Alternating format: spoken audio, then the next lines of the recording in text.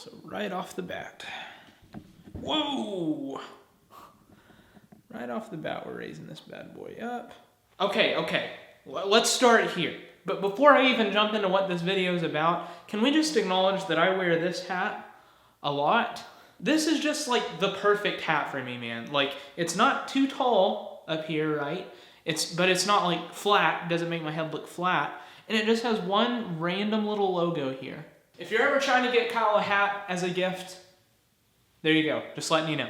What's up, Fame and Cheese? We are back in this awkward format, and I am so here for it. I have been holding off on making this video for a while because I've loved this topic for a long time. I really just kind of don't want to mess it up. Also, I like how this room echoes. This will be interesting to edit.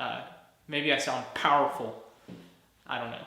But as I thought of it, I was like, you know what? If this video ends up being mundane, it's like, that's kind of the point of it, you know? Well, actually, you don't know because you clicked on this video to find out what I'm here to say. So let me just start the video by asking, when was the last time you just sat around doing something boring?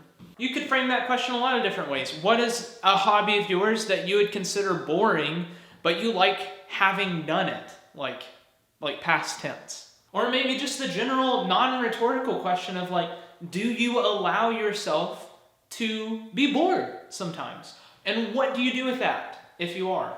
So my kind of thesis statement for this video is that I'm convinced that on an individual level, that some of our most compulsive, harmful acts, and especially those things that like we get dependency on, we get addicted to, I'm convinced that those are born out of a boredom avoidance.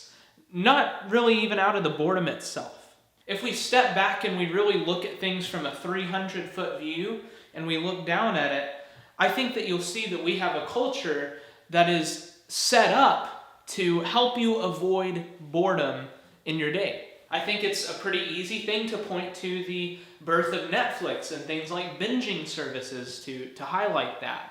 Now, I'm not here to go all psychological. This is not a like deep, in-depth like study of boredom and all that sort of stuff. That I can link to resources for that, but that's not really what this is about. This video is also not just to say like, here's a problem, look at the problem that we have, oh. It's also to suggest that I'm deeply convinced that right on the other side of these emotions that we try so hard to avoid and skirt, I think right on the other side of those things is the breakthrough that we needed.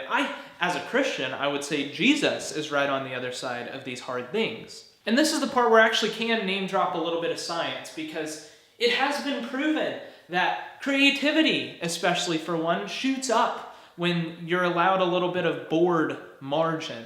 And how about to name a few other things? How about rest? How about contentment?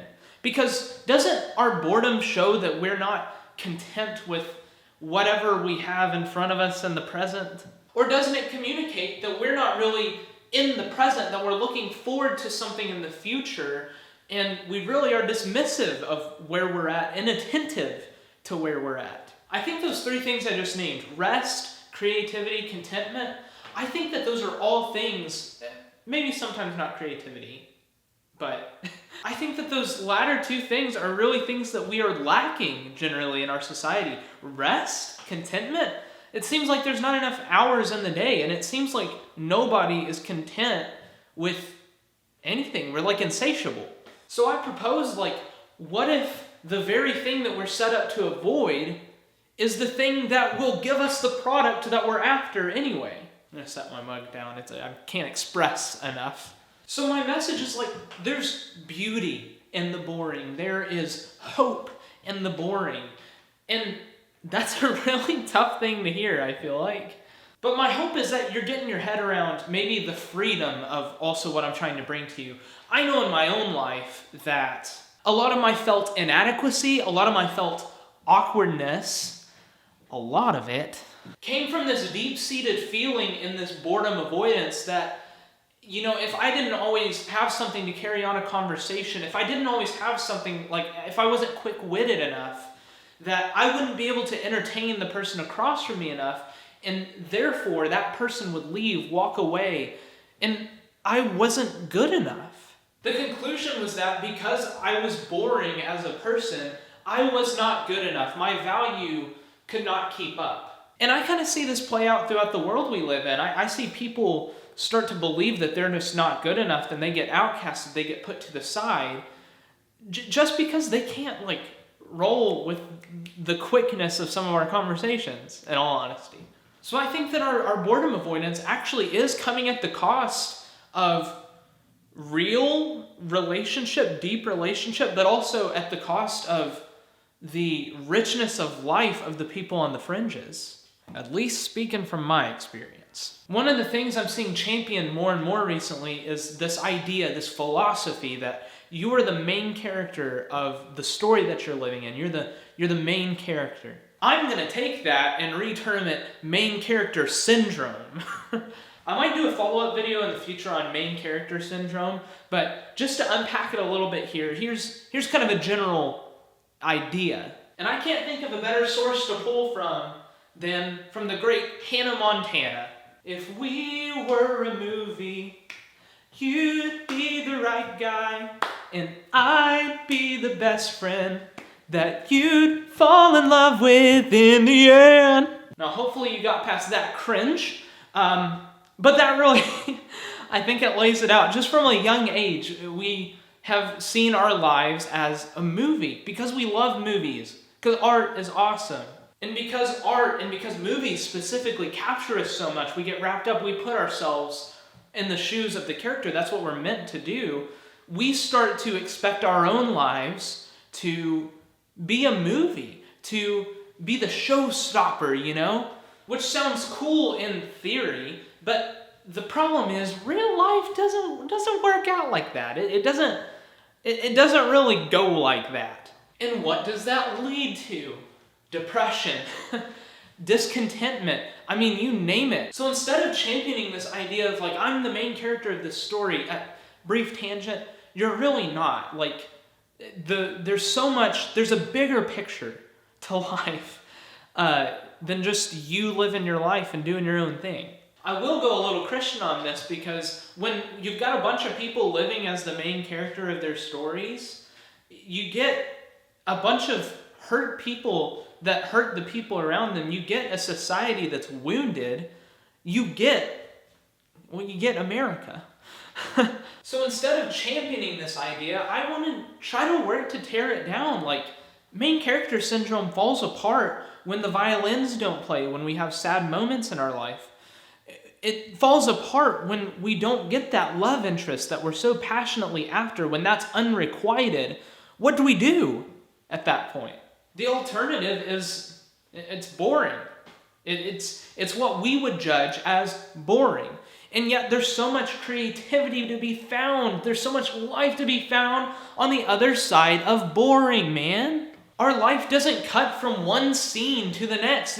It just doesn't work like that. So thank God your life's not a movie. It's so much better than a movie. It's so much more rich when you really dig into it and you allow yourself to have that freedom, to that weight to fall off, to not be the main character all the time, you know? So how do we respond then? Do we just allow life to just kind of, you know, be whatever, to just be discontent in all situations at all times?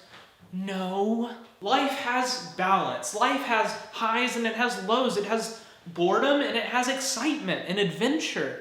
And so, of course, you're going to need excitement and adventure and, I can't even think of the word. The point is, when we try to skirt one piece of that equation of balance and beauty, then not only are we missing out, but we are what we are, broken. So I have just a couple of proposals. Just one, stop trying to be the main character out here all the time.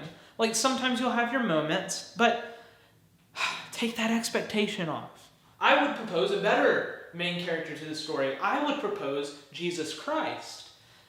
But at the very least, stop expecting that of yourself, because others don't expect it as much as you do, I promise. And the second is just that rather than trying to avoid boredom, why don't we allow space for it in our schedules? Maybe start small. Maybe give 10 or 15 minutes just to allow yourself not to be on your phone or on technology. And then go from there. Build on that. In a culture that's obsessed with boredom avoidance, be the one that goes toward these things, that allows space for silence, for solitude. In a culture obsessed with work, be the one that seeks out and is full of rest. There's beauty in the boring. So bring your boring. It's enough. It's enough for God. And it's enough for me.